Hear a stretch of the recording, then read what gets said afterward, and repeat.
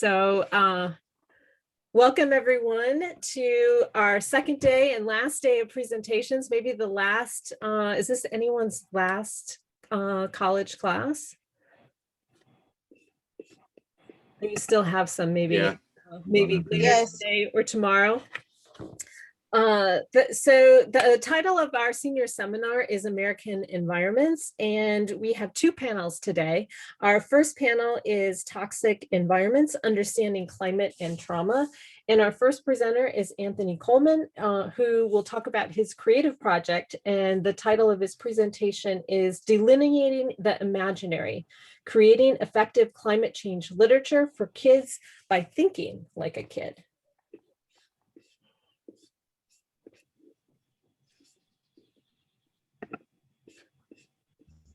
All right, so before I start, can you hear me? Is my connection okay? Yep, we can hear you. In and out? Can you hear me clearly? Okay.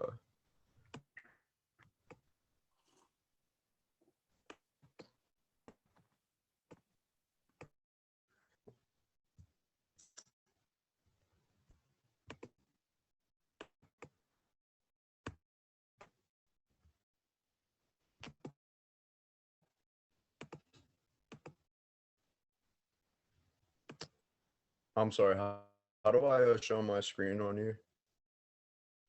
You go to share screen. If you have audio related to your presentation, then you want to make sure that you've selected share computer audio. It's a little green button. Yeah, thanks, Nathan. Yeah, at the bottom of the screen, share screen. All right, there we go. Can we see it now?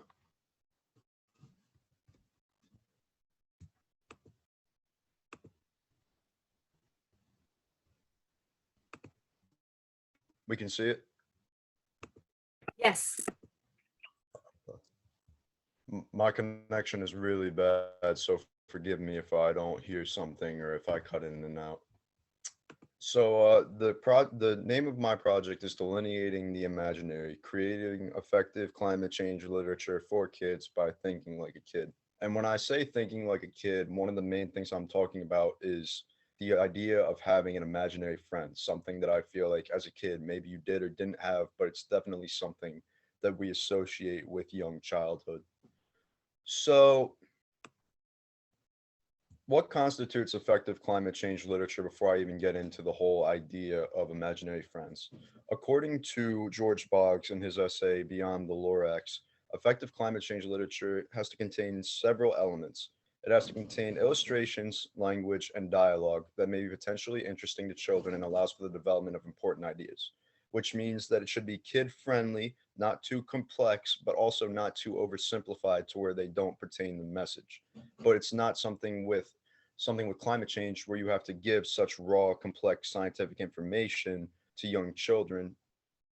And then also it has to be acceptable and available to all types of children. It's not something that can be made just for the one. It has to be made for the all. It has to take into consideration all types of cultural backgrounds, economic backgrounds, social backgrounds. Like it can't just say something like, oh, well, the best way out of this is money. What if somebody doesn't have money?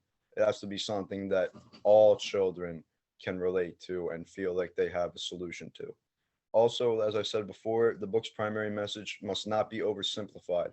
It's not something where you can just say, oh, climate change is bad, and this is what you have to do to fix it. If you oversimplify the message, that loses the attention of the reader, and the child will more than likely just skip over it and not really pertain what the book itself is trying to teach them.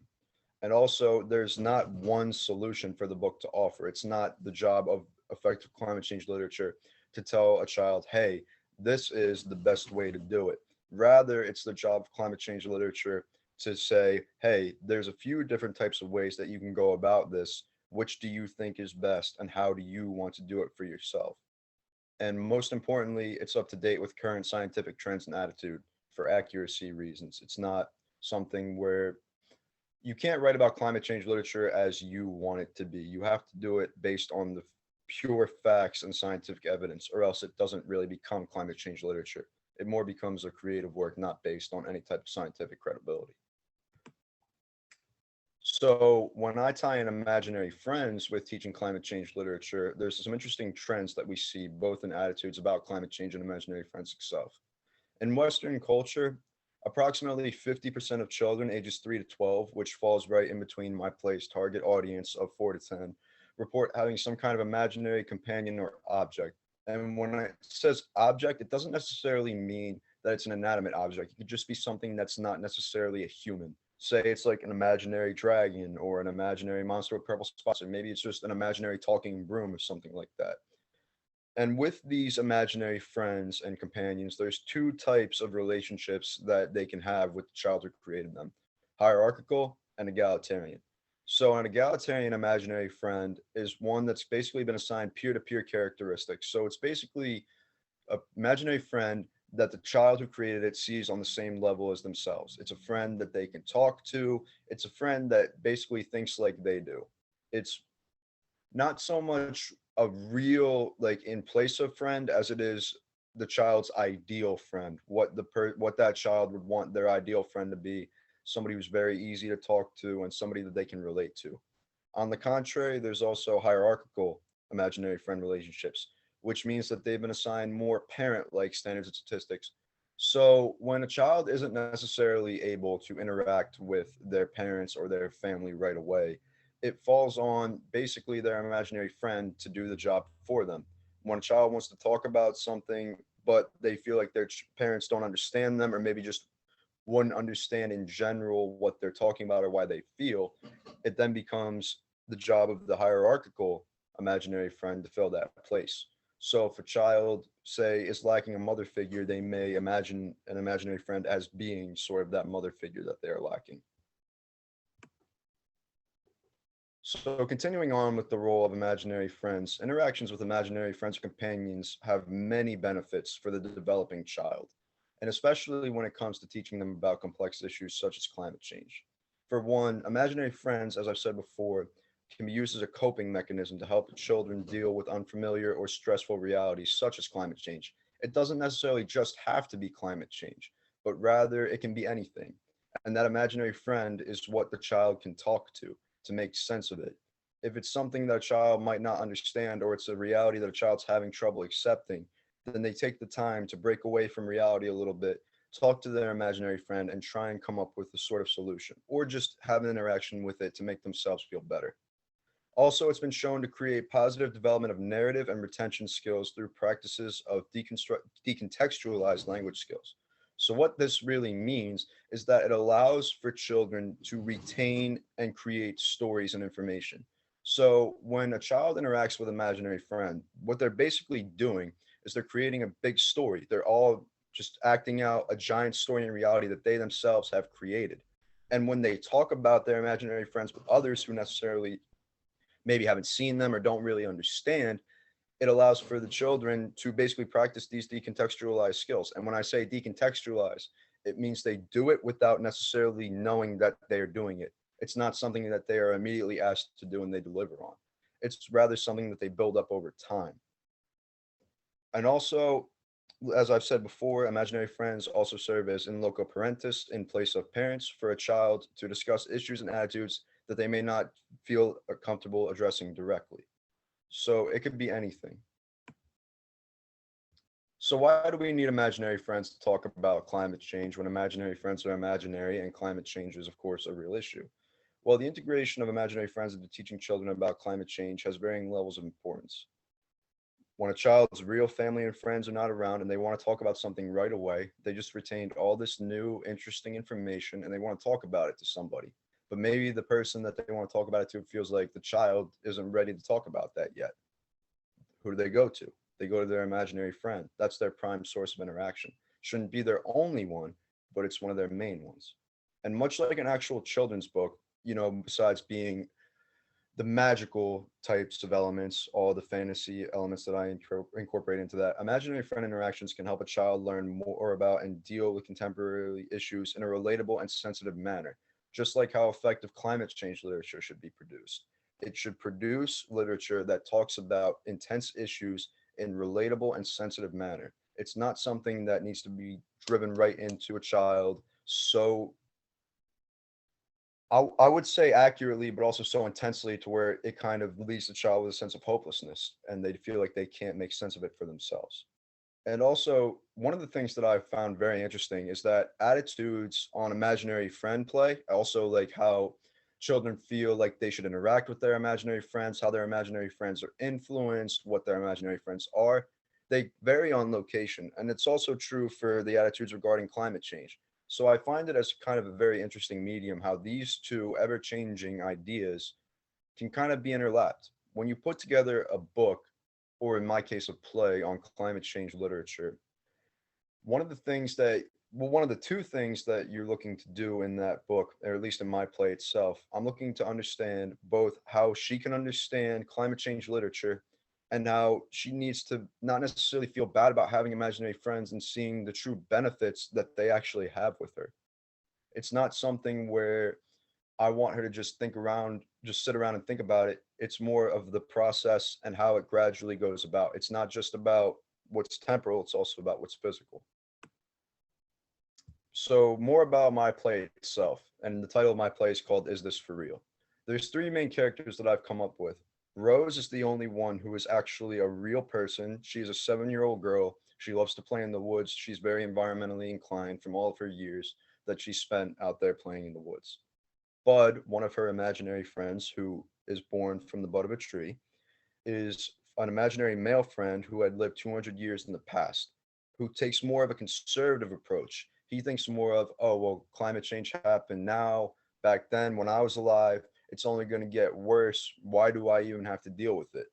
And he's based kind of off of Surratt from American War. While she took more of a heads-on, warlike approach, one of the more of the dialogue that Bud has is his recollections of what that type of approach got for him in his current state, as opposed to Lily, who is Rose's 7-year-old female imaginary companion from 200 years in the future, who's based off of various characters from the Overstory, and most prominently Olivia Vandergriff, who has become extremely dedicated to her work with nature and ultimately wants to kill herself when it has become discredited.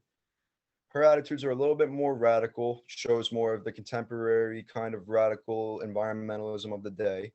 And what the main thing that Rose is trying to make sense of is what she wants to do. She takes both of their, basically both of their ways of life aside, and she wants to think of herself, okay, Bud thinks that I should treat the environment this way. Lily thinks I should treat the environment that way. How do I make sense of it? And what Lily and Bud are the characteristics of the two types of imaginary friend relationship. Bud is kind of a hierarchical relationship, more of like that I told you so because I'm your father type of deal. And in terms of Lily, it's more of an egalitarian, I'm on your level. I see things the way you do. Let me tell you how a kid in your situation and in the future would think about it. So what am I trying to do? While the play in itself follows the interactions of a young girl and her imaginary friends in the forest as they make sense of how the only living person, this being Rose, should deal with the current climate change issue as their forest meeting spot is prepared to be cut down.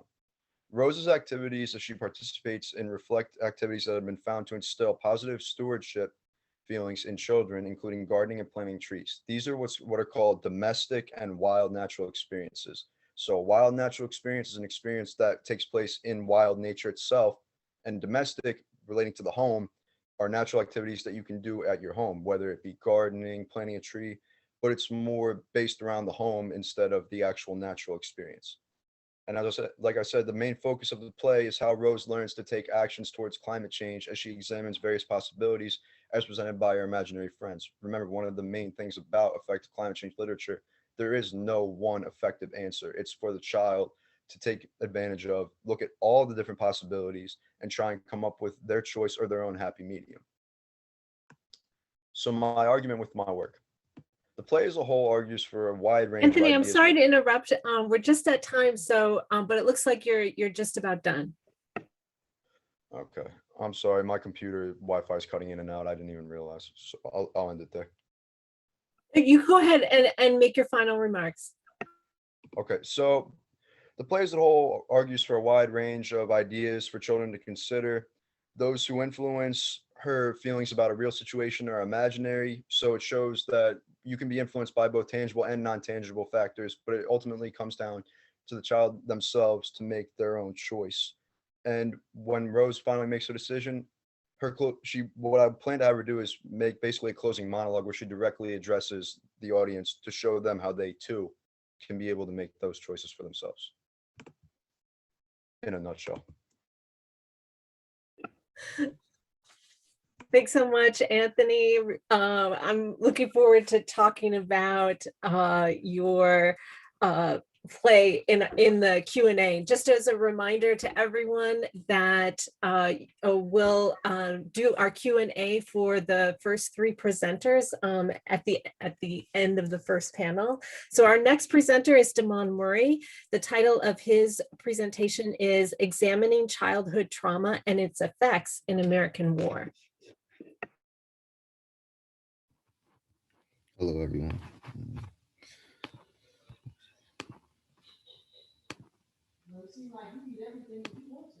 My name is Murry.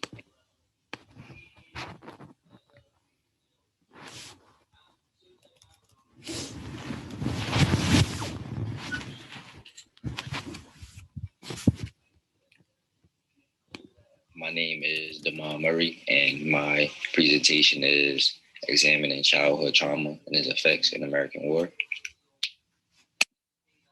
A lot of times, many argue or assert that people who show extremist or terroristic tendencies did not develop their tendencies as a result of one event or experience. Those who do indulge in dialogue on such topics typically argue that terroristic behaviors come from their own respective thinking and actions. The argument is that their negative actions are a result of their participation in extremist events or their ties to similar individuals. However, these arguments are flawed as they completely ignore the fact that even the slightest form of trauma on a developing child can affect them for the rest of their lives. As such, the analysis of certain research studies, literature, publications, and other texts can be performed in order to review what factors could have actually been considered as influential or important or impactful during the development stages of extremist individuals. Although not many studies have been performed in regards to the link between childhood trauma and terrorism, using the studies that I have been able to find, I will outline the key characteristics that may lead to the ability to avoid or eliminate the influence that particular experiences may have.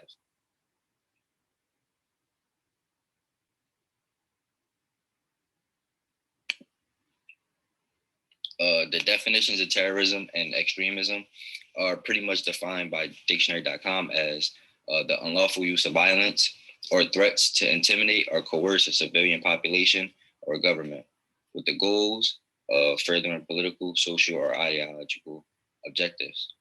And extremism is defined by Dictionary.com as a tendency or disposition to go to extremes, or an instance of going to extremes, especially in political matters. However, the terms are actually much more complicated. For someone to efficiently study possible factors that could be considered a contribution to the development of terroristic or extremist behaviors and beliefs, they must first establish specific definitions for both terms, terrorism and extremism. Establishing a concrete definition is imperative because the terms are sometimes confused and misconstrued. As I analyzed publications written by author Astrid Bodeshare, she made clear throughout her publication to where academic consensus definitions of radicalism and extremism that there needed to be a distinction between the two terms because there is a lack of more applicable terminology. Within the confines of definitions of terrorism and extremism, there are also many different sub-definitions. For instance, Bodeshare notes that there are those who are tied to extremism and terrorism whom she believes may not actually meet the qualifications of terrorists or extremists. One example would be like Islamic fundamentalists. They are typically labeled as nonviolent extremists who do not really participate in violent actions. and they are not really jihadists either, but they do express, and they also don't express their will to translate their thoughts into actions. With that said, those who are considered to be nonviolent extremists are not those who tend to have actions that are often detrimental or damaging, and therefore not often are their backgrounds needed to be analyzed in order to deter potential future action. In addition, Baudelaire also discusses radicals. She mentions that individuals who belong to such a group are not similar to terrorists and extremists whose actions and backgrounds require analysis. Baudelaire makes it clear that people considered to be terrorists or extremists do not really include those who are only considered to be radicals generally.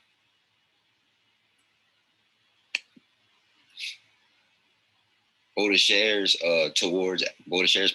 text or publication towards academic consensus definitions of radicalism and extremism was very important in my research as I looked for more precise definitions of terrorism and extremism. The author was very meticulous as she explained who could be considered a terrorist or extremist.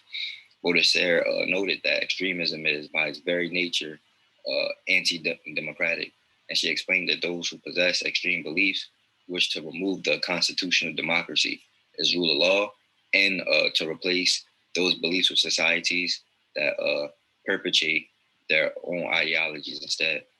Using Astor Baudelaires' classification helped me understand the type of individuals that require analysis. They are those in the extreme belief and who will contribute to the development of a utopian society. And they are those who often attempt to demolish democratic governments. And they are sometimes those who utilize mass violence to spread their beliefs and accomplish their goals. Using Baudelaire's definition of which types of individuals can be classified as extremists or terrorists helped it become possible to use such a standard definition to examine the current literature on the topic. Such an analysis will review the types of factors that are thought to contribute to development of such behaviors and ideologies. Baudelaire's definition essentially led me to studies written by authors Sherman and Taylor, Huber, and Snow and Cross. In their studies, it suggested that individuals who exhibit such behaviors and beliefs have developed ideologies as a result of their own active and conscious participation in groups that perpetuate their beliefs.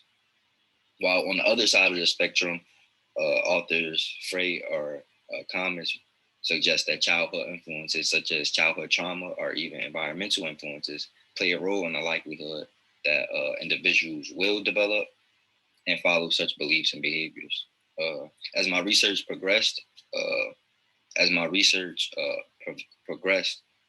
common themes and factors that popped up were war and violence, parental and familial psychological effects, and the need to escape oppression. And one of the factors that, one major factor that researchers have named as very prominent in the development of certain detrimental psychologies is the common exposure to war and violence on individuals as children. Author Fawad Mohammed Frey is one individual whose research has investigated the effects of impacts on children. Frey found that war trauma and the terror that results from the trauma or threat of trauma has resulted in high levels of stress felt among those exposed children, which is often associated with the development of psychological problems. Such problems include low resilience to other pressures, the lower ability to recognize and avoid dangers, and the development, and the ability to recognize and avoid dangers. The development of such resilience to certain actions and issues, as well as the development of certain psychological disorders, is understood to be a potential factor in the development of these types of ideologies or susceptibilities to such ideologies. Thus, exposure to war and violence is one of the potential factors that can create a long-term likelihood of developing and exhibiting extremist or terroristic behaviors and beliefs. After I gathered discussed background information from existing literature regarding the factors that contribute to the development of terrorists or extremists, particularly in relation to children, it became possible for me to review other works in the context of those determined themes. Each of those themes, the impact of war, and the context of those determined themes.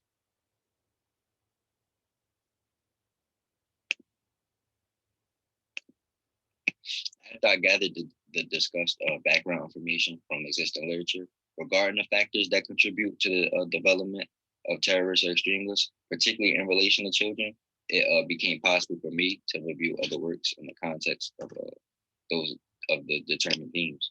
Each of those themes, the impact of war and violence on children and parental and familial trauma on children, within Omar Akkad's American War in relation to the character of Sarat. One of the most obvious ways in which Sarat is impacted within the text is in relation to war and violence. Throughout her childhood and young adult life, Sarat was exposed to a number of violent events and often suffered personal losses as a result. Sarat experienced war throughout the majority of her childhood as a member of a southern state. Even at 6 years old, the entirety of those 6 years was filled with threats, political upheavals, battles, and deaths. Sarat also directly experienced the negative outcomes of such violence, such as the death of her father, Benjamin. Even as a young adult, Sarat continued to experience all these types of losses, such as in relation to her sister, Dana, after she was killed by a drone strike. Another of the factors that contribute to the development of terroristic and extremist behaviors within children are those that relate to the increased exhibition of emotionally stressed behaviors of the parents of those children. As described by author Comas, children whose parents feel emotional stressors throughout their childhood are more likely than parents who do not feel such stressors to lead to the development of conduct problems, emotional processing problems, social disorders, and mood disorders within said children. Sarat experienced these issues in relation to her parents as a duo, and especially in relation to her mother as a single mother. While both of Sarat's parents were alive, the parents were often stressed as a result of the wars and the violence that surrounded them. And ultimately, through reviewing the literature that exists on the topic of the factors that contribute to the development of terroristic or extremist behaviors, the understanding of the common themes among the researchers that I decided to use in my paper can be gained. My findings are reflected within fictional texts, such as within Omar L. Akkad's American War. Such a text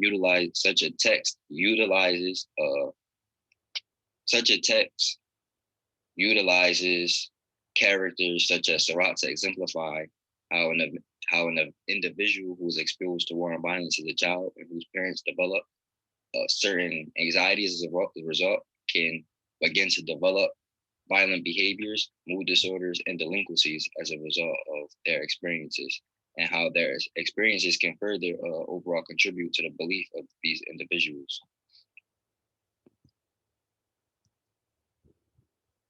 And that's all.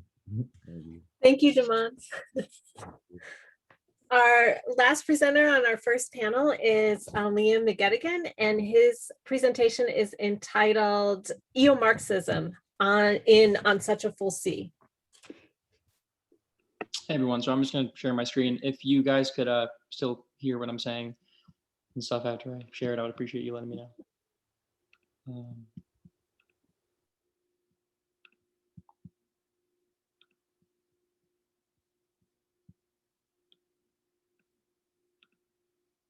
Can you all see that? Can you hear me? You're doing good. Okay, thank you. All right, so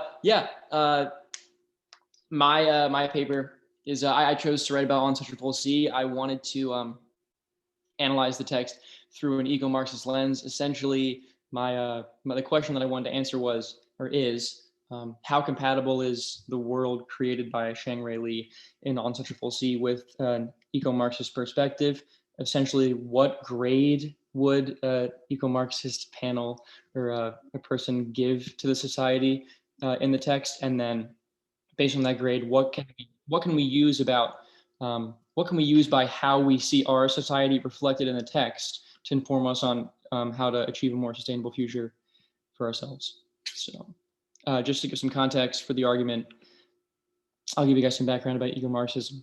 Eco-Marxism is a political ideology that combines aspects of Marxism with that of green politics, ecology, and anti-globalization. So essentially, it's like an augmented form of the original conception of Marxism that was outlined in the Communist Manifesto in the 1800s. They marry it with certain aspects of environmentalism movements in the 20th century. So I say environmental damage, war, poverty, and inequity that we experience in society is a direct result of the capitalist machine that undergirds the activity of every nation on earth. Just basically touching on how Marxism is a natural critique of capitalism. Super and transnational structures that dictate how humans interact, at the very least, are complicit in the continual exploitation and disrespect of the environment and have no interest in supporting a sustainable model that allows for long-term viability. Capitalism is an obstacle to an efficient and harmonious relationship with the planet. They advocate for decentralization and the common ownership of the means of production as a way forward. So it essentially maintains all of the tenets of Marxism, and but their focus is on how compatible is it with a sustainable view for the environment and how we treat and interact with the environment moving forward. So more on that, how does eco-Marxism relate to Marxism? Eco-Marxism finds its very rudiments in the work of the eponymous Karl Marx. Traditional readings of his work have left him branded a full-sail productivist who thought nature ought to be dominated for the collective benefit of man. So essentially, early on environmentalists critiqued Marx for prioritizing just the sheer size and level and capacity of our production above how that affects the environment. Now, eco-Marxists and eco-socialists possess the opinion that Marx's worldview was actually proto-environmentalist and sympathetic to the plight of nature against industrial exploitation. So that's kind of the eco-Marxism, eco-Marxist revision of the original opinion about Marx.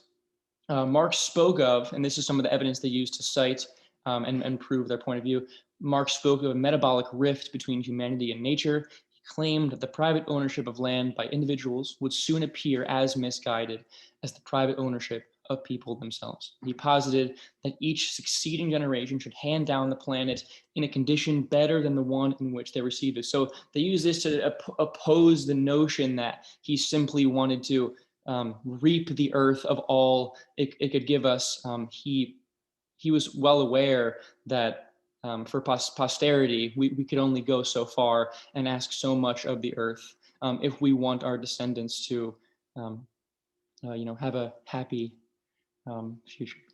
Okay. Another component of the philosophy I wanted to touch on was social ecology, which came about in the 20th century. Around the 1958 was when Bookchin produced his first essay about it. So here we go. Another one of the philosophical rudiments of eco-Marxism is social ecology.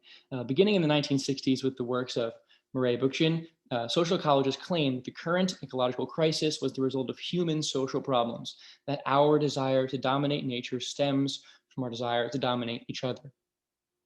So this is basically the claim that how we interact with each other, how we commingle, is encouraging or exacerbating economic problems. Why, if we aren't seeking to gain some sort of advantage over other people, then why do we have to exploit the land around us for our personal benefit?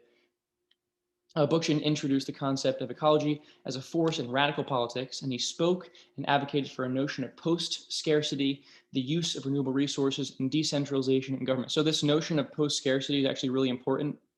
Something that I equated it to was when we talk about earlier in the 1700s, 1800s, when the Industrial Revolution was happening, we talk about specialization and reaching our industrial potential. One of the claims about specialization during the Industrial Revolution was how could people fulfill their industrial potential when day to day they're worrying about sustaining themselves physically? What do they need to survive? Air, food, shelter. This next step from a social ecological perspective would be, how can we as humans achieve our cultural potential if we're worried about fulfilling our industrial needs? So when there's no scarcity, we can basically achieve our full potential as humans culturally in that sense. So that's the next step. We can achieve our potential industrially, and then we can achieve our potential culturally after we satisfy that industrial problem. The social ecological ethic is one that sees post-industrial societies as post-scarcity societies. So what I was just touching on, social structures that make efficient use of resources and enjoy the peace and progress that accompanies technologically secured abundance. The philosophy is intent on securing those resources necessary for sustaining human life and thus improving the quality of the human experience collectively, which is very important. Okay, so Eco-Marxism as a capitalist critique. While Eco-Marxism functions as a standalone political ideology, it also serves naturally as a direct critique and answer to the shortcomings of the capitalist system, just like traditional Marxism does. Now, Eco-Marxism rejects the infinite growth model of modern day capitalism and advocates for a sustainable and inclusive vision for the future. Eco-Marxists generally believe that social exclusion, inequity, and the depletion of our natural resources are the result of the capitalist encouragement of globalization and imperialism through oppressive regimes and super/transnational collusion. So essentially, these supranational organizations and corporations that dictate much of how we interact economically, they don't have a vested interest in securing a sustainable future environmentally. So their models that they're operating off of, they only provide for, say, the next 3, 4, 5, 6, 7 decades. They don't have an answer to how they would respond to the resources that they rely on now not being as readily available in the future. So, okay. Now, so the questions I wanted to ask about on Such a Full C through this eco-Marxist lens. So Lee offers an intense and exciting opportunity to explore the merits of eco-Marxism as a political ideology for the future. What are the aspects of society that most contribute to the well-being of those who participate in it? So in the world that Lee's created, which aspects provide most for their dismay? Does the economic system in place offer a sustainable and equitable path for prosperity over time for everyone, which is very important? How effective is the capitalist machine behind the charters at cooperating with the environment and minimizing the exploitation of both human and environmental capital? This is really the main problem, and the problem is obviously very far-reaching because it affects every portion of society. The reason that society in the book is stratified the way it is because of the capitalist system that underpins how the charters, the settlements interact. So this does not bode well for the grade that society is going to get. Okay. So I wanted to talk about the negatives and the positives. So what the eco-Marxists would enjoy and praise about the society in the book and what they would not. There is no name for this landmass that we know as America or North America. So I just call it Greater Be More, just the land around Be More. Okay, so the ills of this society. The system underpinning the charters is a profit-driven one. So just like before, the corporations that are behind the charters and that have sort of manufactured the system that allows the charters to be sustained along with settlements, they're not driven and motivated by respecting the environment and utilizing resources in a way that is beneficial to all. I'm doing a presentation, just so you know. Okay. Large multinational corporations operate vast systems that include settlements and charters and essentially ignore all the space in between. Society is extremely stratified, counties, settlements, charters as a direct result. So this is part of the, basically the just tried and true Marxist critique. Okay, how do we look at class?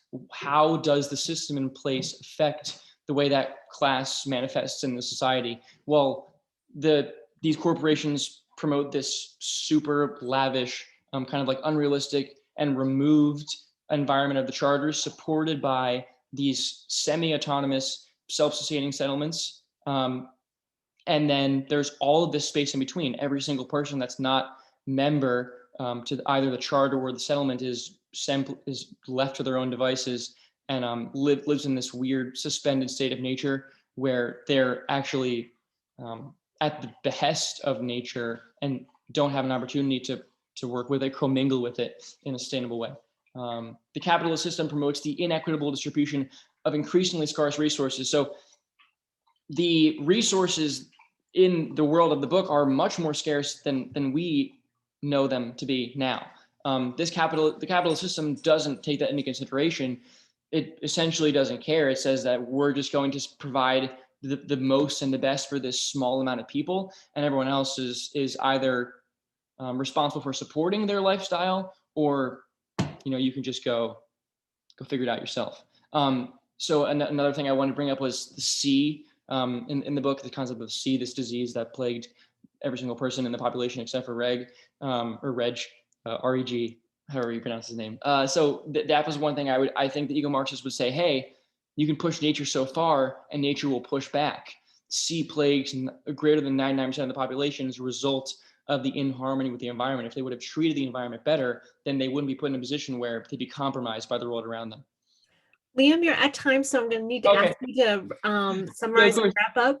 Of course. I'm done. I'm basically done. Okay. So, can I go back? Yeah. All right. So let's see. Are there any redeeming qualities for this society that we're examining in the world of the book? Okay. Sustainability in settlements like Be More. That's great. But the use of science to eliminate scarcity and provide for all? No, not really. The innovation is utilized to fuel the system that is promoting the societal degradation and degeneration in the first place. Okay, so no, we cannot check that box for the sustainability of Be More. Decentralization of government. Our eco-Marxists love that concept, but the government has been, the civil authority has been decentralized only to place the resources and the means of production in the hands of large multinational corporations that are no more interested in helping a mass majority of people as these former governmental entities were. Hope in the counties? No, they live at the behest of nature, not in harmony with it. The oppressive hurdle of the charter system is too steep to successfully surmount. So they are in dire straits in the world of Untouchable Sea. And so I appreciate your time. Thank you. All right, thanks to our three first presenters this morning. I'd like to open up the floor, particularly to my students, for questions and comments for our first three presenters. Remember, you can pose a question to the panel as a whole, to an individual panelist. So go ahead and unmute yourself or type your question, comment in the chat.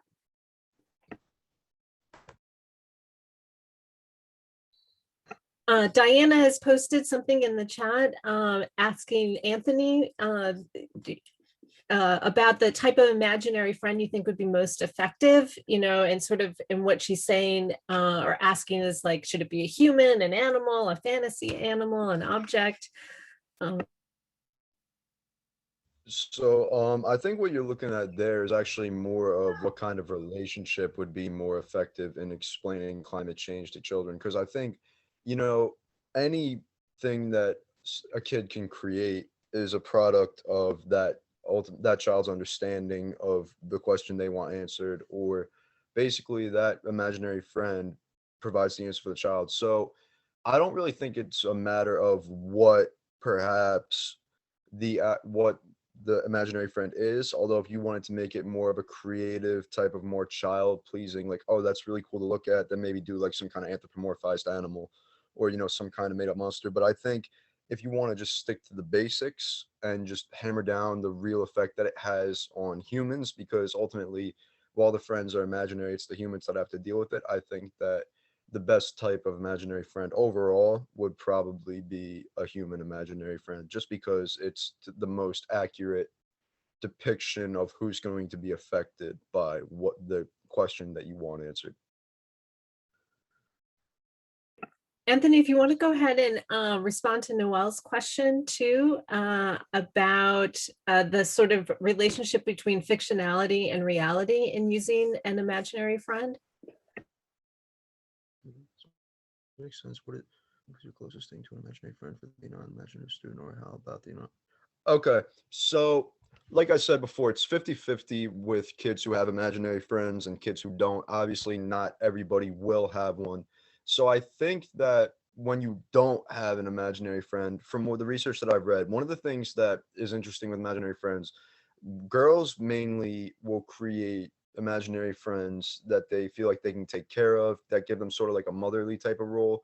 And then boys, on the other hand, tend to act out characters that already kind of exist, like superheroes or some kind of action hero or something like that. So given that say a child doesn't want to have an imaginary friend, and it's a very real possibility that they don't, I think what comes next, if I'm reading your question correctly, so say a student hasn't had much, you know, experience in nature. Maybe they did grow up in the city and they maybe haven't had the chance to have a domestic nature activity. I think with that, it becomes more of like maybe not an imaginary friend, but more of like an imaginary kind of world. You know, maybe it's you tell them to think about the ideal natural setting as they would see fit. How would you put that together? And if they don't necessarily want to see things the more imaginative type of way, then there's always the possibility that, you know, the child may respond better to the actual hard scientific facts. Maybe they are more scientifically inclined and they are looking for that type of raw data. But in terms of and the imaginary friend for the non-imaginative student, I think the best way to go about that is at first kind of create that imaginary world, that imaginary scenario that they can make sense of. And then if it doesn't come down to that, then I think it would be more helpful to just present the more raw concrete data.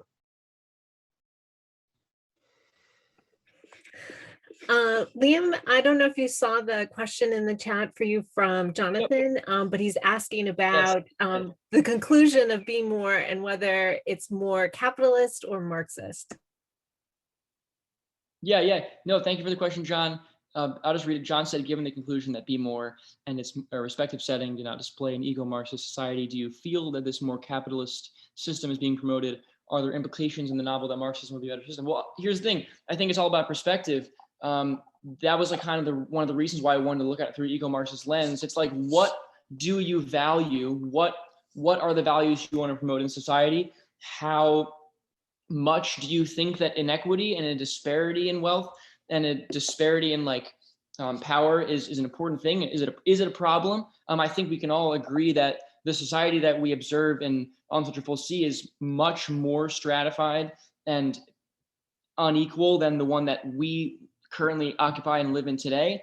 And at the same time, we agree that there's too much inequity in ours. So I don't think that there's good evidence to suggest that the capitalistic system that's in place in the novel is an effective one. I think all of the evidence that we observe is to the contrary. So that's why I was like, hey, what can we learn about how can we secure a more sustainable future? Obviously, that's not their intent, because they only are securing the lifestyle that everyone would opt to have for a very small percentage of the population. So I think it supports, hey, at least not the system that's in the book, right? I want to take up the question for Damon next. Bradford's asking if you plan to use real world occurrences to connect to the experiences of the characters suffering from childhood trauma. So I actually focus more so on the novel, Omar Khan's American War novel, just because as I was doing my research, there aren't too many like physical studies that track the link between childhood trauma and terrorism itself. And because of that, it was even hard doing the research and trying to find like very precise studies that could back up my argument. So I am just focusing more on the influences within the novel rather than real life occurrences and experiences.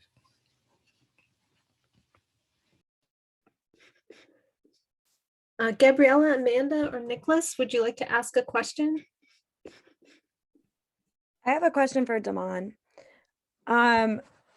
You said that there wasn't like a whole lot of research about like the effects between war and children, but or lasting effects.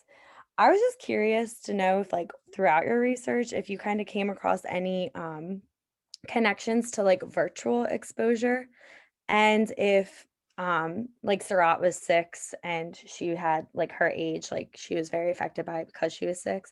Was there any like specific age where it kind of started to like connect? Like at 2, are you actually traumatized by war as much? Like if you're 7, had you come across any of that?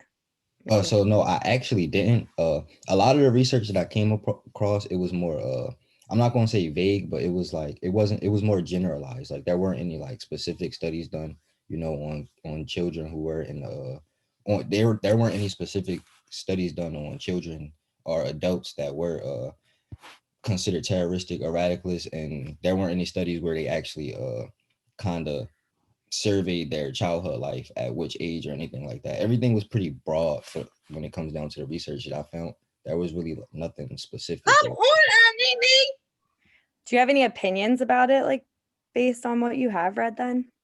So based on what I read, I believe, because there are like a lot of sides to the argument. Like there were some researchers who argue that there actually isn't really a link. Like people do things that they do because of who they're with and who they choose to be around or what they choose to do. And then there are a lot of researchers that argue the opposite. So what was your question again? I'm sorry, I just lost my Like if you had any opinions on from what you have researched, like if there's so any basically correlation from what to I virtual researched, exposure or age. so basically from what I researched, I am a believer that what happens when you're young really does affect you, and it has a big impact on those who do become terrorists or radicals or extremists by definition. Uh, my again my opinion is just mainly based on out of the research that I could find. Most people argue for the most part that it did have some type of effect. So naturally, like I was more inclined to go with that side of the argument. The arguments that argue that people really don't have the arguments that argue that people have less of an impact based on their childhood. I feel like their arguments weren't as strong, and there weren't as many studies that backed up what they had to say. So I was more inclined to have an opinion that, you know, radicals are affected by the trauma that they endure when they're young. Thank you. We have a couple of questions for Anthony in the chat, but we also kind of need to move on to make sure we have enough time for our next panel. So hopefully we'll be able to return to those questions. And Anthony, you might want to think about how you can respond to them. And when we do the Q&A at the for the last panel, hopefully we'll have time to hear your responses to that. Also, I don't think I saw a question from Gabriella. So if you want to post that in the chat for the first panel, great. I just see you posted it. Thank you. So we'll turn to our second panel now. Panel 2 is Extremist Environments, Understanding Radicalism in Recent U.S. Cli-Fi.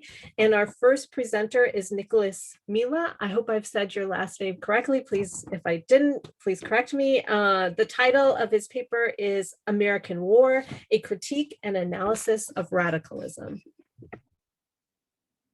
Yes.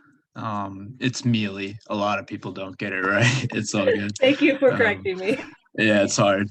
All right, let me share my.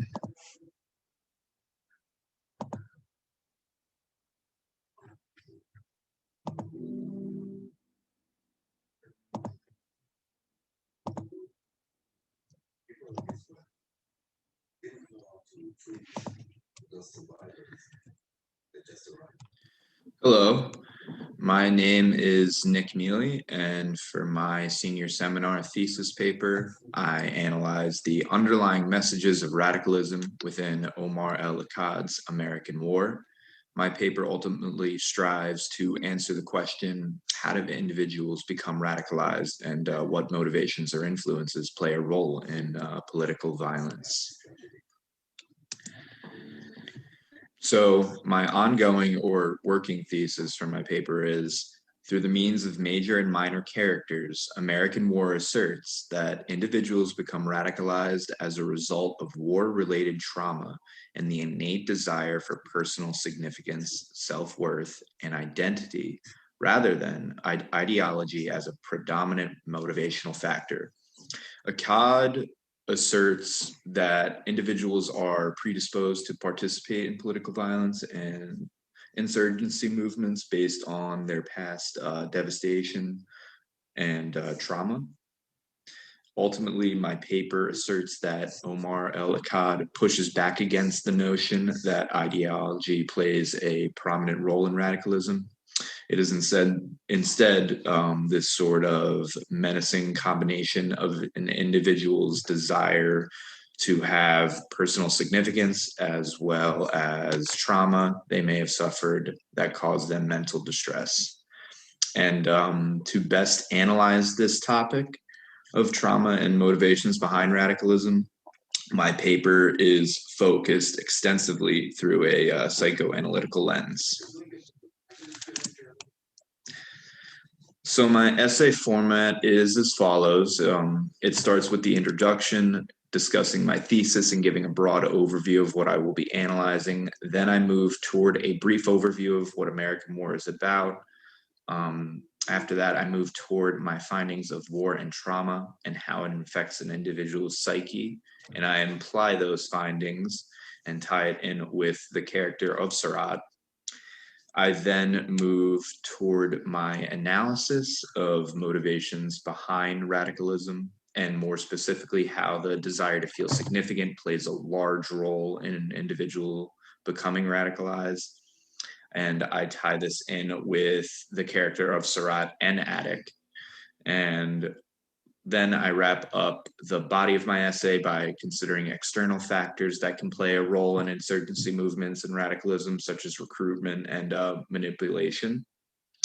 I apply this to Albert Gaines's recruitment of Surratt, as well as tying in the character of Julia Temelstow, who was a suicide bomber in the novel that is mentioned. And then I wrap up with my conclusion and its significance to tie everything together.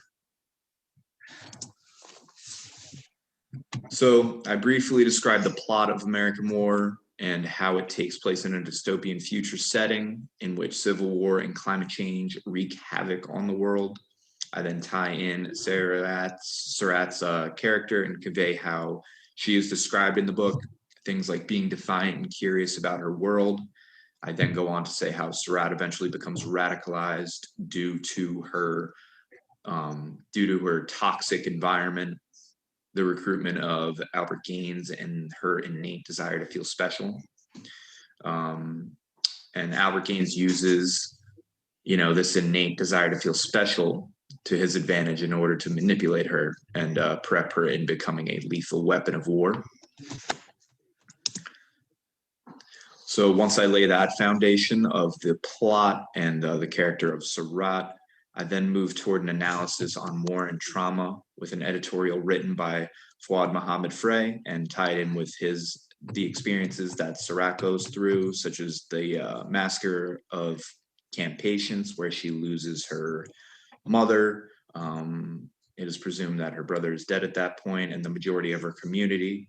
I then point out how this attack on the community and her family was sort of this turning point for Surratt, in that she transformed sort of a defiant and curious child to a radicalized terrorist. In Frey's editorial, he brings up this concept of how once exposed to such devastating trauma, young people begin to develop an emotionless state of mind toward the world. And he notes this by saying, in some children, abnormal withdrawal from the world has been noted. Some become emotionless, like an automation. With this concept of an emotionless state from Frey, I tie in Surratt's dialogue with Albert Gaines following the massacre, where she says, I don't want to hear about them anymore. I don't want to read about them or memorize their capitals or learn how they did us wrong. I want to kill them. My essay then leads into analyzing different aspects of radicalism. To do this, I took an internal factor, such as the need for like self-significance and self-worth, and external factors such as recruitment. I do this with Ari W. Krugansky's article, and his article was Violent Radicalism and the Psychology of Prepossession. Krugansky explores how it is human nature for someone to have the desire to fulfill psychogenic needs and wants. This includes basic needs like the need for safety, love, self-esteem, self-actualization, and overall just value. He brings in the concept of motivational balance and how most humans can regulate these needs by prioritizing them properly. But when a person has a motivational imbalance, all needs take a backseat to the individual's desire to become significant. The quest for personal significance is seen with the character of Attic. During the conversation between Attic and Surratt, he reveals he's not fighting for the Southern cause. He's reasoning behind getting involved in the war. He states, I wanted to be something. I just want to be something. After that, I kind of tie in Surratt and how at the end she eventually kills millions of people with a virus, not for the Southern cause, but more so out of pure rage at those who caused her and her family suffering.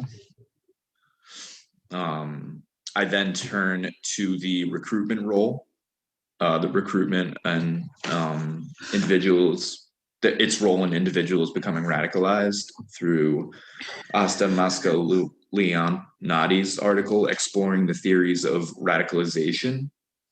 And this article critiques the role that ideology plays in individuals becoming radicalized, and asserts more so that psychological manipulation and recruitment play a larger role.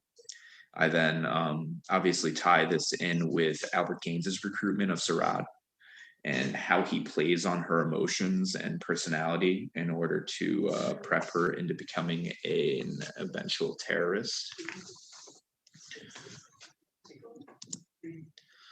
So I plan on concluding my paper by asserting that Omar El-Akkad's essentially critiquing motivations behind radicalism and terrorism through the narrative and the characters of American War. Some individuals may be vulnerable to manipulation due to their mental illness or mental distress, while others are simply just on a quest to cement themselves in society and strive to become, quote unquote, significant.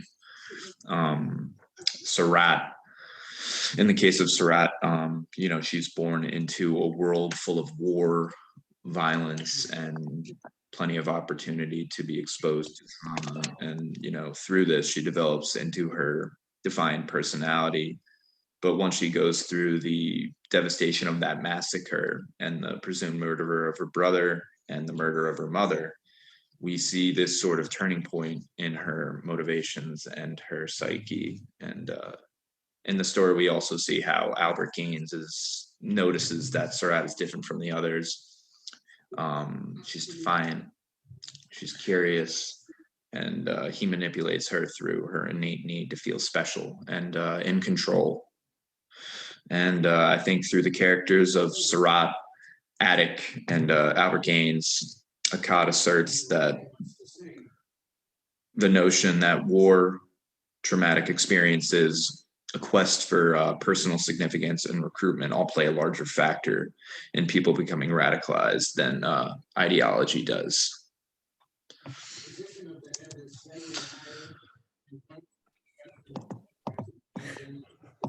Thanks, Nick. I will continue our conversation about American War with Bradford Cress, whose presentation is entitled American War, the Environmental Influence of Dystopian Radicalism in Fictional Literature. All right. So, everyone see my screen all right? Looks good. All right. My name is Bradford Cress, and I'm going to be talking about the novel American War and the environmental influence of dystopian radicalization in fictional literature. So, my working thesis as of right now is that Omar El-Akkad uses the character of Surratt in his novel to observe the disenfranchised and their path to radicalization in the pursuit of survival within a dystopian society as a result of humankind's neglect to address climate change. Now, I know that's a lot and might be wordy, but it's because it's my working thesis and I have the research and the information and details that I want to implement, but I'm at the stage right now where I'm just trying to find a natural flow of how I want to really answer the question that the thesis is, presenting. 1 second, I'm just my roommate started vacuuming. I don't know if you can hear that off of my screen. Oh, God. Give me 1 second, I'm so sorry.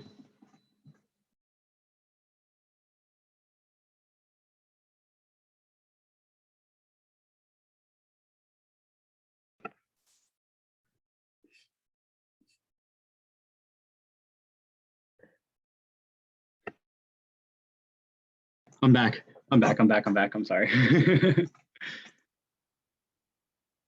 So, all right, where were we? Here, let's just rewind it a little bit. Sorry about that. Information and details that I want to implement, but I'm at the stage right now where I'm just trying to find a natural flow of how I want to really answer the question that the thesis is, presenting, I guess you could say. So to begin, I first introduced eco-criticism as a critical lens. Now, to understand the character of Surratt, we have to understand eco-criticism. Essentially, the critical lens of eco-criticism just describes the human and nature connection. Now, it comes in 2 waves, and I'll describe that later in the PowerPoint. Furthermore, climate fiction is the genre of American War and is most seen under this lens of eco-criticism. Since eco-criticism describes the human connection to nature and inevitably the effect that we play on the environment, authors of climate fiction literature utilize their characters within a novel to send this overarching message. Now, within the novel, climate change is seen in so many aspects. The main is that, the coastal borders, I guess, are shrunk because of the rise in ocean level and this great flood. Now, there's also extended summers and especially warmer months, especially in the southern states. In the northern states, there's still that somewhat of a differentiation in temperature and seasons, whereas in the south, most people have never even seen snow, for example. Now, because of climate change, and inevitably ends up in this result of the North and South being divided, which I'll discuss later. But essentially, the southern states losing this civil war that partakes in the novel leads to a disparity in their livelihood and creates this unjust treatment, therefore radicalizing the population in an effort to survive. Now, going back to eco-criticism, as I discussed how it comes in 2 waves, the first wave is very resemblant of the Romantic period or Romanticism. It's this connection of humankind to nature in its present self. So what the author is using in first wave eco-criticism is essentially establishing this base, this connection of the main character Surratt to nature and to the environment. Now, what this does is it draws the reader in after this connection is established. We see this most prominently in Surratt's childhood. Now, in her childhood, she's seen it as this civilian, innocent character. She's poor, living in the South. Now, as mentioned, the South is, faces a lot of lack of resources. In the novel, she actually lives in a shipping container, but none of that matters to her. She has her own close world.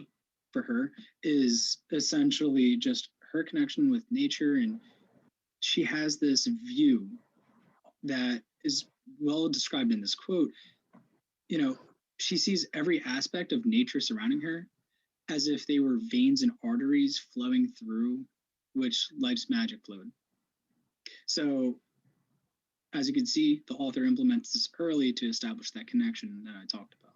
So, second wave eco-criticism essentially creates this like a contrast to it. Second wave eco-criticism dives more into the human effect on nature.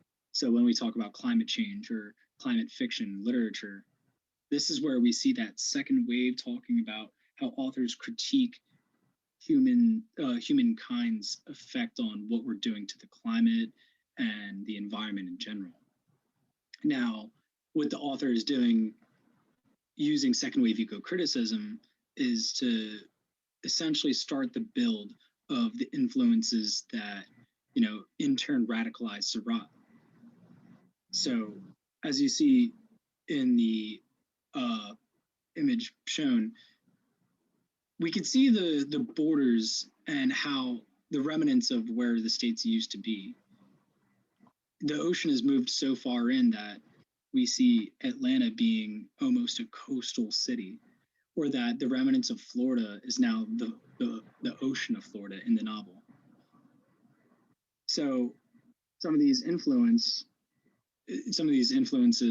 that are really, directing the character development of Seurat include this trickle down effect from the environment and like the civil wars that are, happening. The first major event that really kind of starts turning Seurat is the death of her father.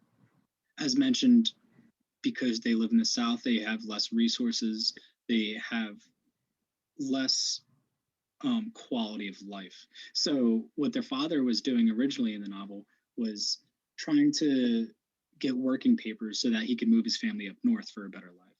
But in turn, he ended up actually getting shot.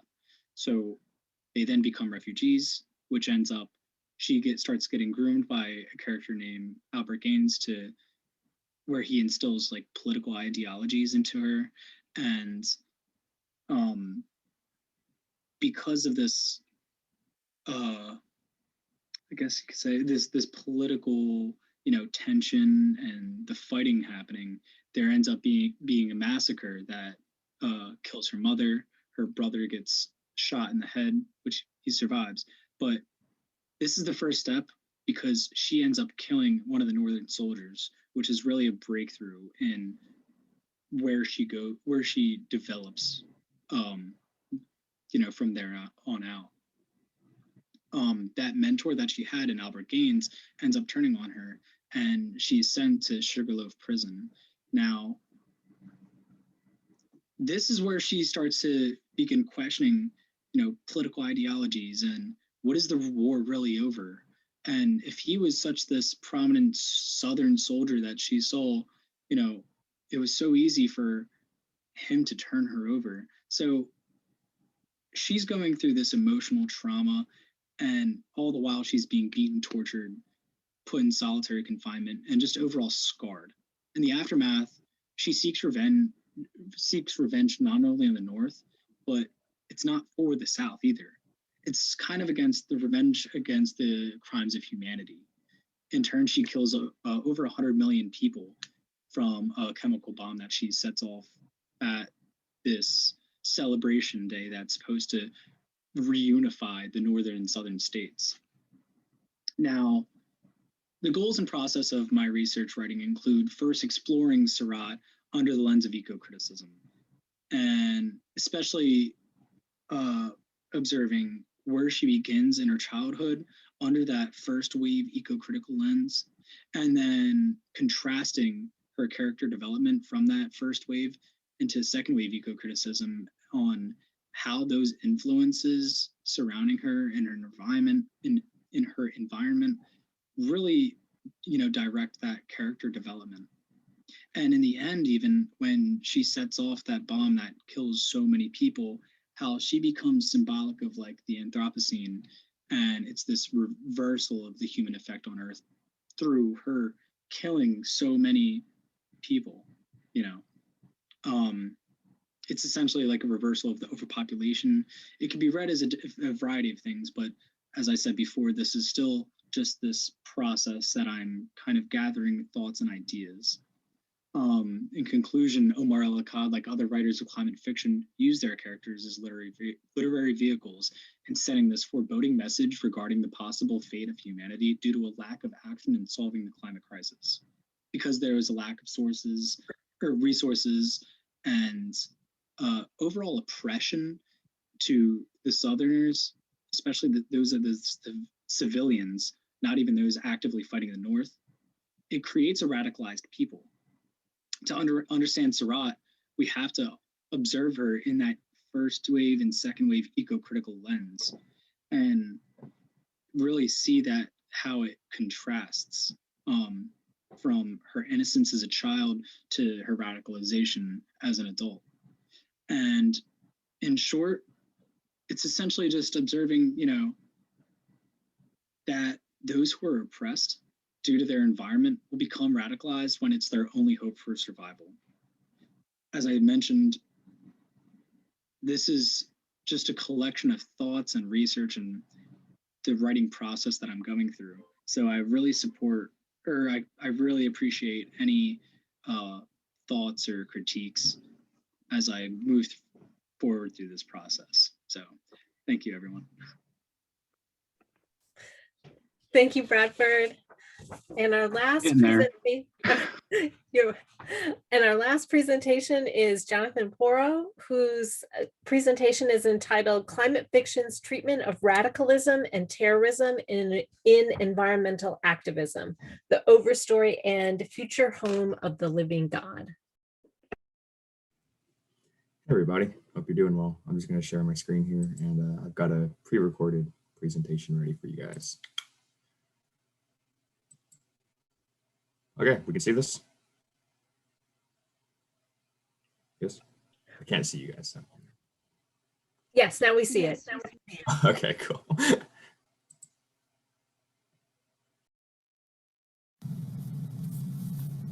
Hello, my name is John Porro, and today I will be giving a presentation on climate fiction, particularly how the two novels, The Overstory by Richard Powers and Future Home of the Living God by Louise Erdrich, depict radicalism, extremism, and terrorism within environmental activism. So in examining radicalism, extremism, and even terrorism in Richard Powers' The Overstory, we're mainly going to be looking at the Life Defense Force, which is that group Olivia and Nicholas find themselves in, and how that represents peaceful radicalism. Then we're going to be looking at Olivia's group that she makes after that falls apart, and how that represents unintentionally lethal extremism. And then connections will be drawn to the real life instances of this seen in the Earth Liberation Front, which also had instances of non-lethal extremism in arson and vandalism.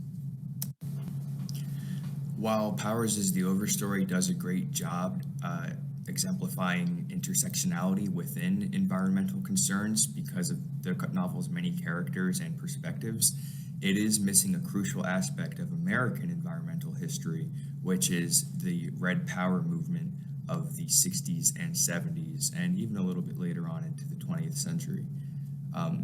So this is where Louise Erdrich's novel, Future Home of the Living God, is crucial to the analysis of climate fiction's treatment of these movements, as it presents almost an echoing of the Red Power movement in its character, Eddie, who, through the apocalypse, goes through a transformation from radicalist protesting to extremist organizing, and even pragmatical use of violence.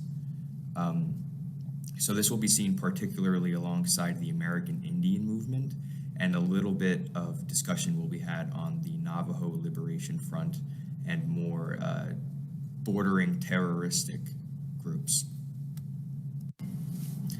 In my paper, I conduct a semantic examination of the terms radicalism, extremism, and terrorism, and compare them to examples in recent events to further separate them.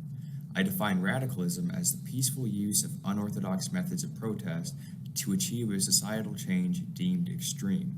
A recent example of radicalism can be seen in the BLM protests, particularly in the peaceful marches that were conducted. Extremists, however, are defined by Bodiger as groups that consider violence against their enemies as a legitimate form of political action and tend to embrace forms of mass violence. This is exemplified by the Capitol insurrectionists, who were condemned by conservatives and liberals alike for their violent protests.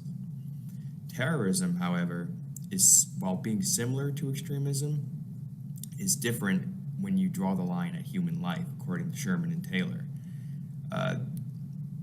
This was demonstrated on 9/11 when Al-Qaeda crashed multiple planes into the Twin Towers and the Pentagon, killing thousands. Now, the problem with using radicalism, extremism, and terrorism interchangeably is that it takes all of these groups and puts them into the same category, equating human life with property and cementing implications for equal punishment for these crimes. Now, radicalism, extremism, and terrorism are not so distinct that there can't be a transition among them. In fact, a radicalist can become an extremist, and an extremist can become a terrorist. And the process through which that happens is fanaticism. Now, fanaticism is defined as having 10 distinct qualities by Sherman and Taylor in their study on fanatics. However, the three most important that contribute to this transition, which, by the way, is extremely rare, should be noted, are millenarianism, which is the belief in apocalyptic circumstances being consumed by one's ideology.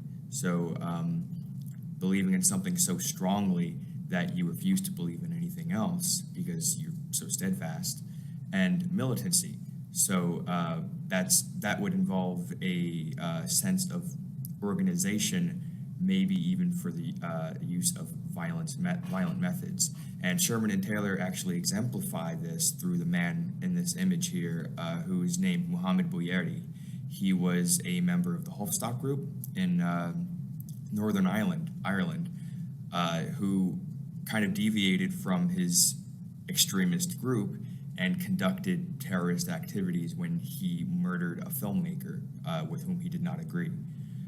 So in that moment, in that instance of not only violence, but the taking of a human life, Bouyeri made that jump from extremist to terrorist. And that's because he displayed all three of these factors. In fact, Sherman and Taylor indicate that he displayed them the strongest out of anybody in the Hofstad group.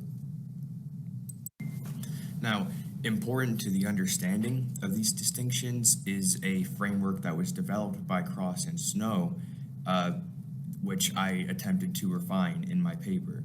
Cross and Snow, whom I don't necessarily agree with, created a distinction of 4 different types of radicalist: coordinated radicalists, opportunistic radicalists, militant radicalists, and loner radicalists, with the intention of saying these radicalists, coordinated and opportunistic, are rather peaceful, and these radicalists, militant and loners, are violent. Now, implementing my own definition of radicalism, which excludes any form of violence, I developed a framework that used this, saying, well, no, why don't we get, instead of 4 groups of radicalists, let's have 2 groups of radicalists. You draw that line at violence, and the other 2 groups, militants and loners, will qualify into extremists. So in either situation, you have leaders and you have followers. It's just the idea of violence that separates them. And you can see in this framework that I say fanaticism is the process through which a radicalist becomes an extremist, and extremist becomes a terrorist. And that was, of course, using Sherman and Taylor's examination of fanatics. Now, in the Overstory, the character Olivia, otherwise known as Maidenhair in her group, runs away from school after she has a near-death experience that gives her this notion of environmental justice that needs to be achieved. She has this voice of nature speaking to her in her head. So she runs out west and meets another character, Nicholas, and together they join the Life Defense Force, otherwise known as LDF. Now, to grab a clear understanding of LDF's stance on violence, it's noted in a quote from their pseudo-leader stating, "The LDF takes nonviolence seriously." Now, this is clear in categorizing the LDF as a radicalist group.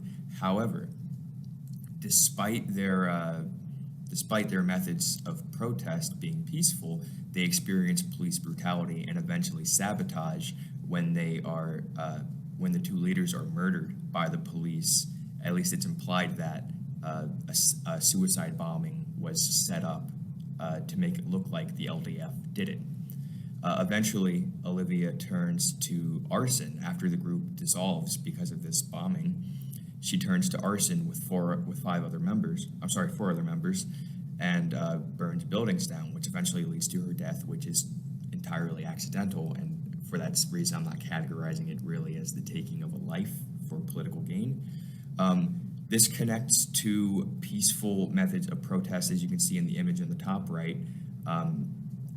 You have environmental protests in the 70s here, where people are holding up signs and wearing masks, and it may seem, a little extreme to the people who might oppose them, but they're doing what they can to make a statement. And on the bottom right, you have a attack that was claimed by the Earth Liberation Front, a group which doesn't really have a leader. It's really only categorized when an attack is claimed. And this was a non-lethal instance of arson. And that's important also in identifying the Earth Liberation Front. It's never taken a human life. They've only conducted vandalism and arson. And all of these instances, while structurally harmful, do not involve the taking of a human life and hence cannot be categorized as terroristic. Similarly, the evolution of Erdrich's character, Eddie, displays this transition from radicalism to extremism. Before the apocalypse, Eddie's simply just an advocate for his community. He gets educated and tries to come back to his reservation to educate the youth, but the attempt gives him a breakdown because he faces so many barriers. During the apocalypse, he engages in radical behavior, opposing federal regulations when he escorts pregnant women to safety and reclaims lost land for his reservation. Now, you can compare that to peaceful, radical Native American movements in the 60s and 70s, and the American Indian movement, which was a part of the Red Power movement. In that image on the top right, in the top and the bottom right, you have an image of American Indians occupying Alcatraz Island for a political statement, claiming that the land was taken from them. And during the apocalypse, Eddie becomes an extremist, changing physically, looking a lot tougher, and having a small military on his side. He has a militia. You can compare that in history to the Navajo Liberation Front or Indian Patrols. The first kidnapped the governor of New Mexico, and the second one engaged in kind of Black Panther-esque militancy to regulate their own communities, and this sometimes involved violent methods.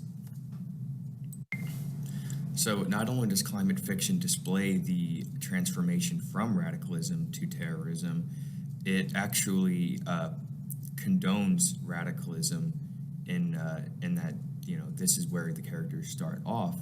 It permits extremism, and we'll get to this in a second, but it permits extremism in under extreme circumstances, in this case apocalyptic circumstances, and condemns terrorism in that none of these characters actually engage with that form of protest, if that's even what you want to call it. It also questions the legitimacy of the terrorist label, particularly in the fact that the American federal government is rather antagonistic in both of these stories, hunting down our main characters and trying to thwart their political efforts. Climate fiction, in this case, warns us about the methods of protest we may have to establish if radicalism is not effective and leads to these apocalyptic circumstances. In this way, climate fiction not only warns us about the inevitable destruction of our environment, but maybe even the inevitable destruction of our peaceful methods of political protest. Thank you very much for sitting through my presentation. I'm looking forward to any questions.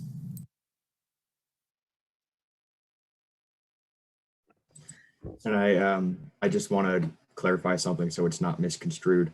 My closing statement there, I'm not saying that if an author were to use that transition into terrorism, that they would be condoning terrorism. I mean, I think we've seen in previous presentations that American War perfectly exemplifies that while also condemning it. So that's just what I wanted to say there.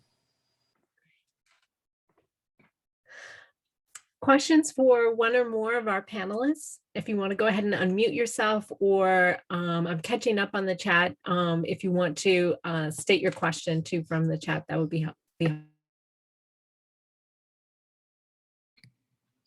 Jonathan, when I first saw your title of your presentation and like read, your other papers that when we did the drafts, I was very interested in the fact that you didn't use American War, because that would be like the complete obvious, for your topic. So I want to know what made you choose the Overstory and the Future Home of the Living God, and that's what made me so interested. I was like really excited to hear your presentation. So what made you decide to use those two books instead of the obvious American War? Well, thank you so much for that. But I think American War would have been an excellent novel to include in this examination, but only if it had been a much larger examination because of time constraints and length constraints. I actually excluded it. I was going to do all three, but it was just far too much. I do feel, however, that there was a need to cover the Overstory because of, as I mentioned, its intersectionality. It has a very diverse cast of characters, and because of that offers up a lot of different perspectives that can lead you to kind of ponder how radicalism exists and transforms in various communities. And as I also mentioned, it was also missing that Native American perspective, which is why I included Louise Erdrich's novel, because I felt that Eddie perfectly filled in the blank that the Overstory was missing.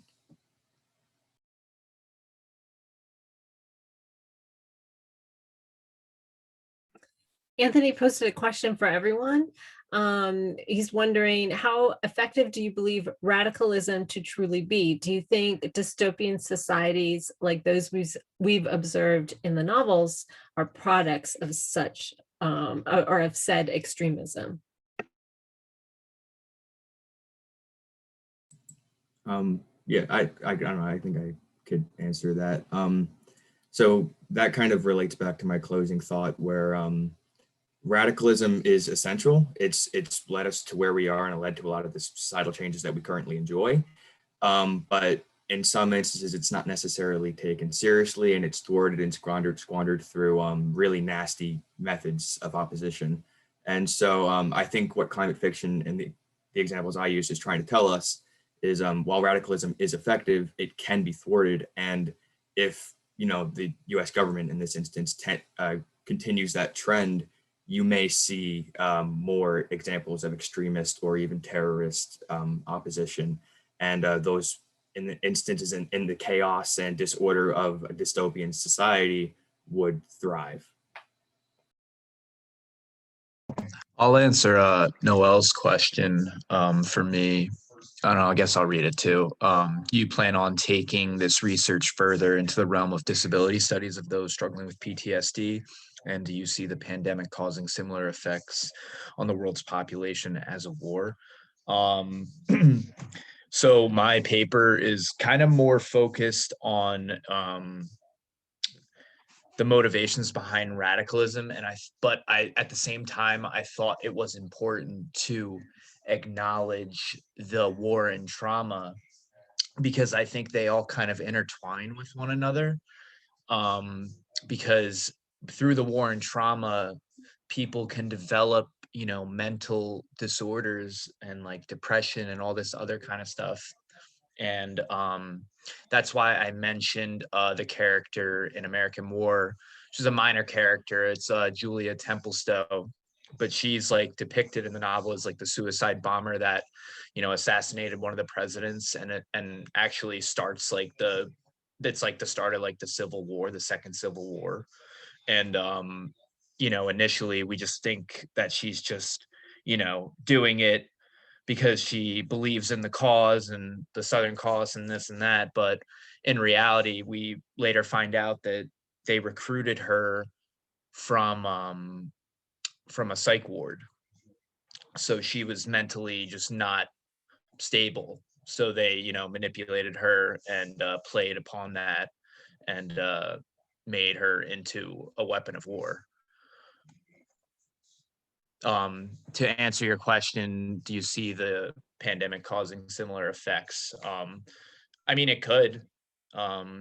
People obviously have been affected by the pandemic in a negative way. Some have taken it better than others, but being isolated from the world, your daily routine, and just normal life, especially if you don't have people to lean on in the first place, it's definitely it definitely can have an effect and cause depression and all other kinds of mental disorders. So yeah, it definitely has the potential of affecting that.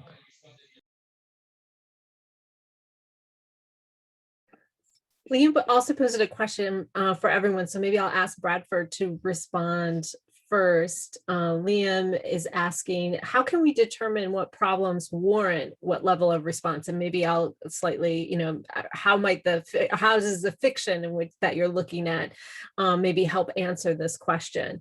Are there, are the novels suggesting that the issues warrant terrorism or extremism? And can some problems not be solved with less severity than those that the way in which the novels are depicting them? So Bradford, maybe we can have you respond to Liam's question first. Yeah, so specifically in American War, I mean, wow. Specifically in American War, like we see just this like overall, even though it's kind of the South, this dog's not gonna shut up. It was the South's like fault, I guess, for seceding. And, because they refused to adhere to, the rest of the country's, how can I say, movement towards, removing the use of fossil fuels and whatnot.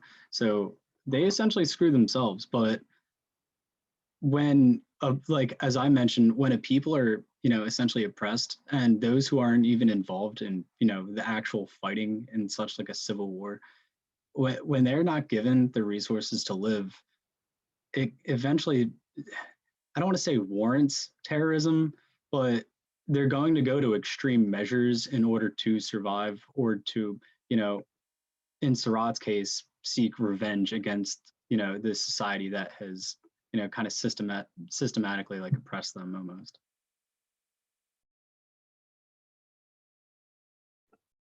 Jonathan or Nicholas, did you want to respond to Liam's question? Yeah, I mean, I essentially agree with what Brad is saying. If it is kind of counterproductive for a government to promote peaceful methods of protest and then completely ignore it or try to sabotage it. So while extremist or terroristic methods aren't necessarily, the best way to go about it, I do see it as almost an inevitable result of that kind of dirty playing. So, and I think that's exemplified in these novels.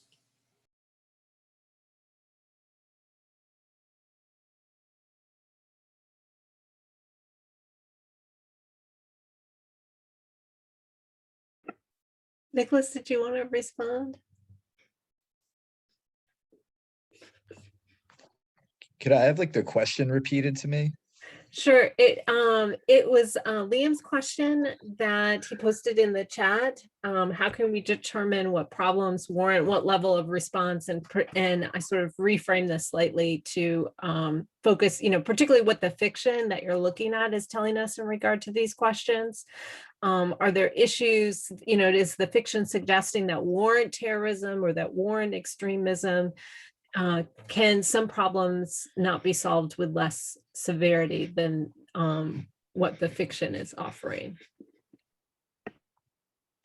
In American War, I just think that Akkad is it's just more of like a warning of like, what can happen when there's like so much war and trauma that people go through, and like through like the climate change and the Civil War, like what can transpire from those factors.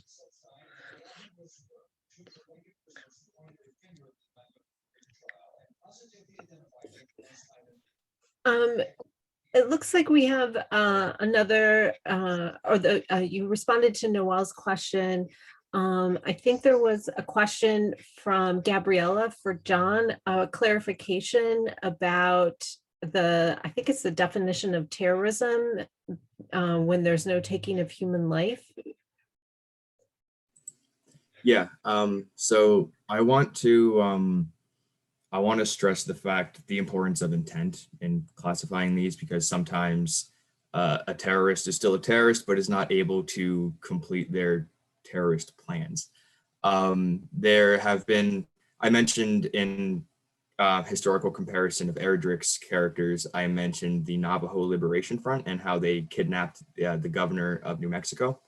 They didn't harm him, they didn't kill him, but they may have still been classified as terrorists by their opposition. And I think rightfully so, because you have peaceful forms of protest like AIM that is kind of being cast in a negative light by these more, violent methods.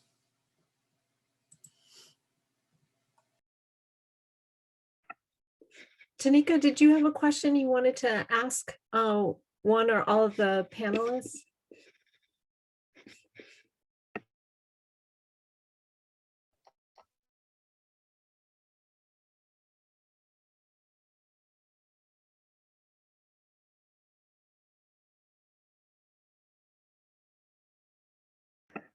I think we talked a little bit, maybe in the context of another question, a bit about what Diana posted.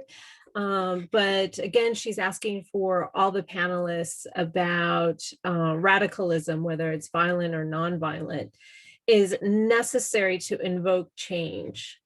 Whether if we think about that now or in a dystopian, we might even say utopian, is that's what's required for some utopian future? And could other methods be used to create change? Does the fiction give us any idea about that?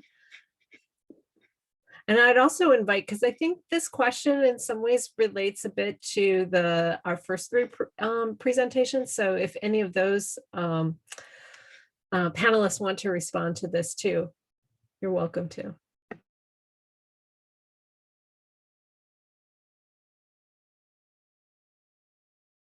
I think you froze up there at the end. I couldn't really understand what you said, the last sentence, I guess. Oh, in the last part, I was just inviting the other three panelists if they wanted to respond to Diana's question, because I think it may, in some ways, relate to some of the things, some of the issues they were talking about as well.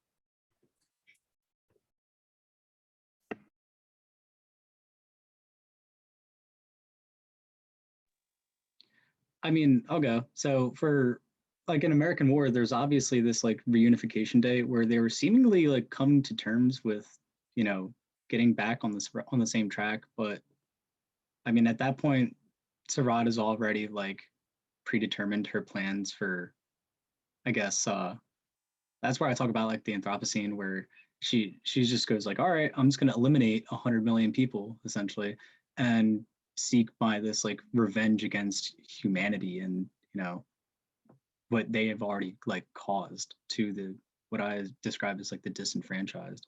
So I mean, in terms of it being necessary, that's hard to really come to an agreement with, because in some ways radicalism does send a more prominent message or does invoke change. But I mean, they were in the novel, they were technically coming close to, you know, finding a solution, but maybe American War isn't the best novel to really discuss, you know, finding alternate methods because it's two very, you know, distinct opposing sides on that.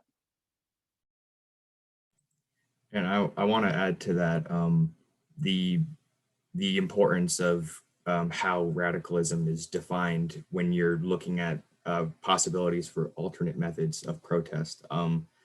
If we're looking at, you know, how maybe an oppressive opposition would define a group as radicalist, the civil rights movement may have been called radical under an extremely negative connotation, while you know, if you go as far back as the Revolutionary War, you know, the American colonials fighting the British were probably seen as radical in a very positive connotation. So that's also extremely important. I think there's I think these novels advocate for that, for a peaceful method, but it's, you know, it's all contextual, and it all depends on who's applying the label.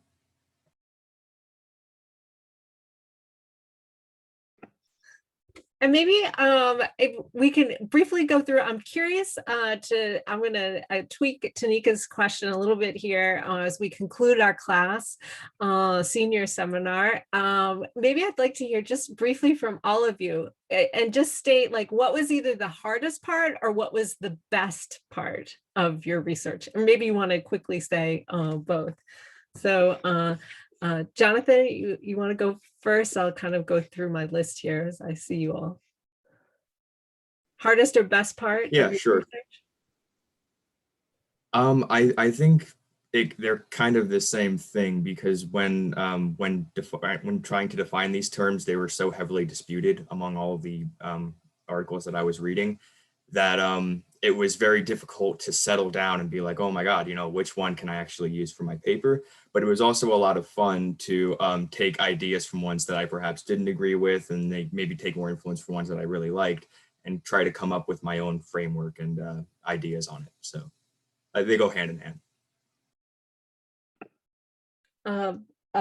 Nicholas? The hardest part of my research was probably finding articles specifically that had to do with American War and like the radicalism within it, just because it's like a newer book. The best part of the research, it was actually super easy to find psychological articles around like the motivations behind radicalism, terrorism, all that kind of stuff. And I'm kind of somebody who always like looks at everything through a psychoanalytical lens, whether it be literature or just like in general life. So I was excited. I was like happy that I got this topic, like I chose this topic. And yeah, I did thoroughly enjoy the research process and the writing process. Bradford? So I got a lot of things that are, you know, pretty hard about my research in terms of the most prominent thing is I don't want to have like essentially two papers. I want to have one integrated paper. And in terms of research, like when I integrate the lens of eco-criticism, like in the beginning, it was kind of tough finding that really like establishment of, you know, connecting Seurat to nature. But then as, you know, as I like reread the novel, like it was everywhere in the beginning of the text in like inner childhood. But it then became a little bit more hard to articulate how, you know, all these influences were derived from climate change and the environment in her character development. Because like I didn't want to make it seem like it was a reach when, you know, I was saying, well, climate change caused the death of her father, which caused her to become a terrorist. So it was kind of finding a natural flow of how I'm going about my writing process in terms of research as a whole. And then, like Nick said, there's since American War was published in 2017, it's still relatively new and there's not a lot of work done around it, like in terms of research. So I'm just trying to put in as much without making it seem like a reach, essentially. Well, we are actually a little bit over time, so thank you for hanging in here with us all. Thank you for really interesting, engaging semester. I'm very excited to read your final papers. Reminder that the official due date is tomorrow, but if you decide you need some extra time, and really the bonus, right, for on-time submission is probably less than what you could make up if you feel like you could write a stronger paper, given how much the final, your final seminar is worth. So definitely think about that. So I look forward to either receiving your papers through Blackboard on Friday or on Monday, or somewhere in between those two. Feel free to reach out to me through email if you have any sort of last minute questions or comments. Otherwise, I will stop our recording